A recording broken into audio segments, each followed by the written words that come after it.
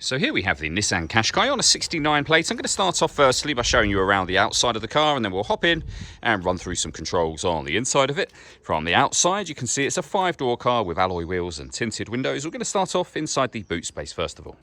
As we approach the back of the car, you can see we have reversing sensors, plenty of boot space along with that 60/40 split folding rear seat, should you wish to increase this space even further again.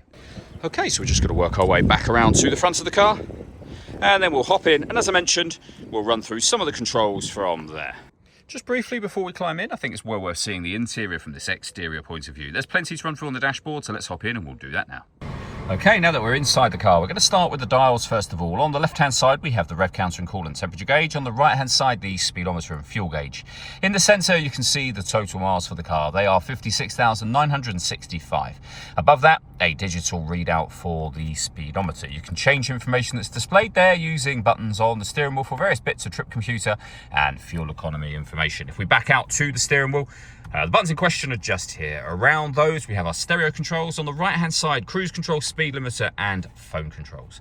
Into the centre next, we have the main touchscreen. So, firstly, because the menu that I'm on is the parking camera, we'll run through that. So we've got a 360 parking camera and a front-facing camera.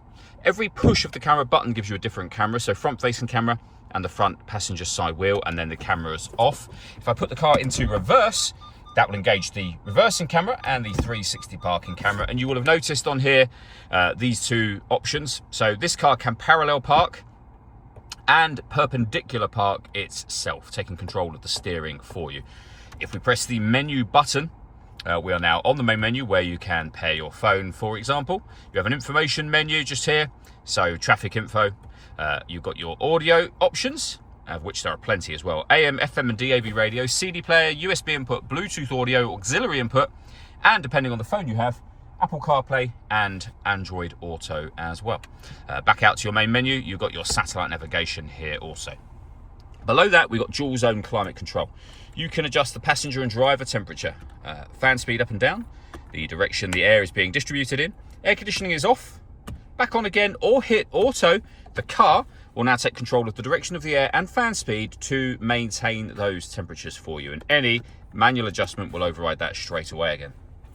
We have a 12-volt charging socket, electronic handbrake with an auto hold function, the gear lever for the 6-speed manual gearbox, and 2 cup holders. All that leaves me to say is thank you for taking the time to watch this video. If you'd like to come and see the car for yourself and have a test drive, please feel free to give us a call here at Surrey Specialist Cars. We'd love to hear from you soon.